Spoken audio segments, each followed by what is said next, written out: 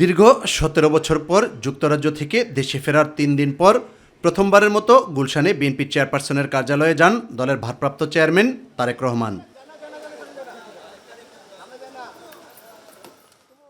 তারেক রহমানের আগমনের খবরে চেয়ারপারসনের কার্যালয়ে হাজির হন দলের স্থায়ী কমিটির সদস্যরা। ভারপ্রাপ্ত চেয়ারম্যানের সাথে অনির্ধারিত আলোচনায় উঠে আসে আগামী ত্রয়োদশ জাতীয় সংসদ নির্বাচন সুষ্ঠুভাবে সম্পন্ন করার বিষয়। আজকে এখানে আমরা আমাদের ভারপ্রাপ্ত চেয়ারম্যান প্রথম অফিস করলেন এবং আমরা নির্বাচন সংক্রান্তই যে সকল বিষয় আশয় আছে এগুলো নিয়ে আমরা আলাপ আলোচনা করেছি এবং আমরা নির্বাচন কমিশনকে সহযোগিতা করার জন্য আমরা সিদ্ধান্ত নিয়েছি। জ্বলে পুরো সব খাঁটি সোনায় পরিণত হয়েছে বিএনপি নেতাকর্মীরা, এবং এটা তো ওনার নেতৃত্বেই হয়েছে। এবং শেখ হাসিনার পতন, স্বৈরাচারের পতন ওনার নেতৃত্বে আমরা করতে সক্ষম হয়েছি।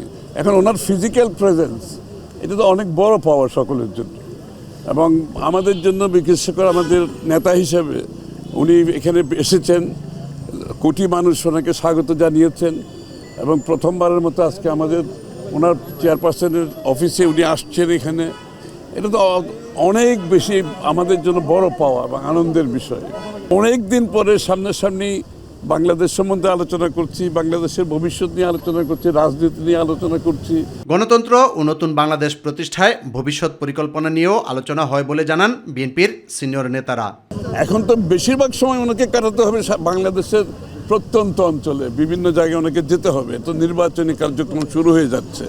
তো সুতরাং উনি অফিসে যে হয়তো বেশি সময় বাইরে দিতে হবে।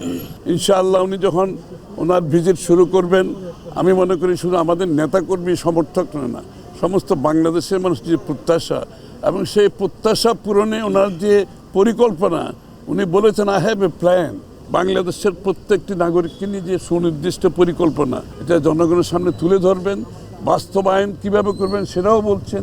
আমাদের যে সংগ্রাম, গণতন্ত্রের সংগ্রাম, গণতন্ত্রের পথে আমাদের ভারপ্রাপ্ত চেয়ারম্যানের এইভাবে দেশে ফেরা এবং দায়িত্ব গ্রহণ করে আগামী নির্বাচনটা এদেশে শেষ করার ব্যাপারে মানুষের যে প্রত্যাশা সৃষ্টি হয়েছে এটা অত্যন্ত গুরুত্বপূর্ণ। এদিকে বিএনপির ভারপ্রাপ্ত চেয়ারম্যান তারেক রহমান ও তার মেয়ে জাইমা রহমান ভোটার তালিকায় অন্তর্ভুক্ত হয়েছেন বলে জানিয়েছে নির্বাচন কমিশন।